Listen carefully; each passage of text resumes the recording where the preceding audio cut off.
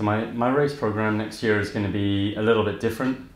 Starting off the year over in Colombia for a bit of a change. We'll go and do a training camp out there as well, up at altitude, before going on to the UAE tour.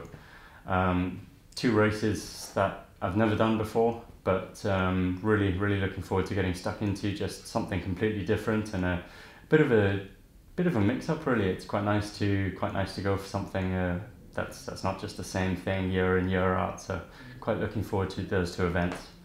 I went out to Colombia for a few days in November this year, and it was just incredible, absolutely incredible, amazing atmosphere, amazing to see how passionate people are over in Colombia about our sport and how closely they follow professional cycling over there. So I'm really looking forward to going over there to race the Tour of Colombia in February, and if the crowds are anything like they were last year, I think we're going to have a fantastic time out there.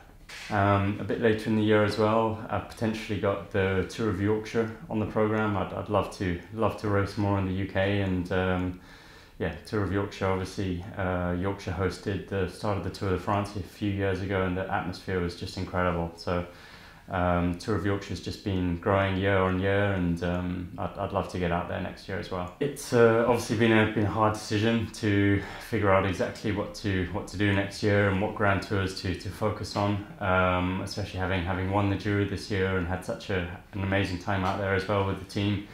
But I think for 2019, my #1 objective is going to be the Tour de France and going there to try and win a 5th Tour de France title. I'm certainly getting to the point in my career now where I'm starting to think about what kind of a legacy I want to leave behind, and to obviously target the Tour de France, and if I am able to win it for a fifth time and join that very elite group of bike riders who, I mean, only 4 people have ever done that.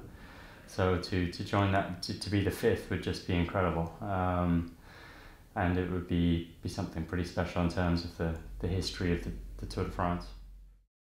The tour route next year is definitely a difficult one. It's challenging in a lot of different aspects. I think more than ever the climbing is going to be emphasized again, with very high summit finishes over 2,000 meters in altitude. So that's going to be another element to really prepare for, and to spend time at altitude beforehand will be really important.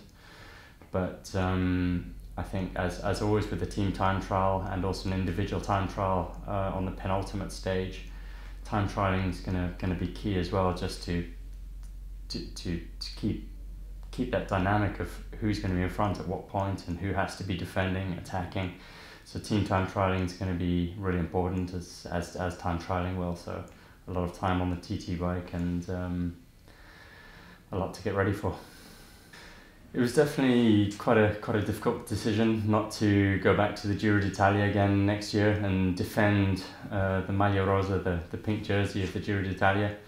Got some amazing memories obviously from this past season, but I think with focusing on the Tour de France as my main objective, it's probably going to be better off for me to skip the Giro next year.